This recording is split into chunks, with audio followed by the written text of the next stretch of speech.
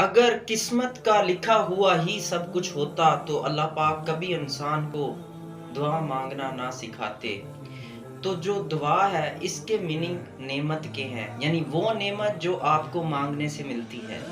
تو اپنی قسمت کو بدلنے کے لیے، تاکہ وہ قسمت حاصل ہو جس میں آپ کا ایمان بھی بڑھ جائے، دنیا آباد ہو جائے، دنیا میں بھی رونقیں آ جائیں، دنیا میں بھی بہاریں آ جائیں اور آخرت میں بھی بہاریں آ جائیں، دنیا بھی اچھی ہو جائے اور آخرت بھی ہو جائے، تو وہ دعا مانگنی ہے۔ وہ دعا نہیں مانگنی جو بعد میں آپ کے لیے آزمائش بن جائے۔ کچھ دعائیں ایسی ہیں جو ہم لوگ مانگ لیتے ہیں لیکن بعد میں وہ آزمائش بن جاتی ہیں۔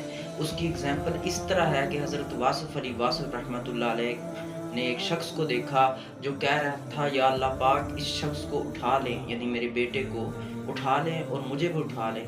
تو حضرت واصف علی واصف نے جب پوچھا تو اس شخص نے بتایا کہ 25 سال پہلے میں نے دعا مانگی تھی، یا اللہ مجھے بیٹا دے اور مجھے لازمی دے، گلا شکوہ کر رہا تھا، بیٹا مل گیا، لیکن اسی بیٹے نے نشہ کیا، گھر اجاڑ دیا، گھر بیچ دیا، بعد میں یہ بندہ جو ہے، یہ بچہ آزمائش بن گیا۔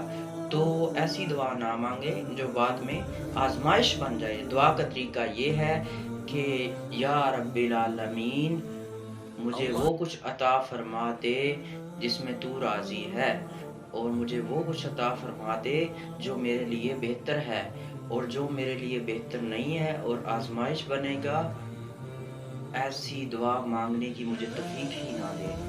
تو ایسی دعا مانگے۔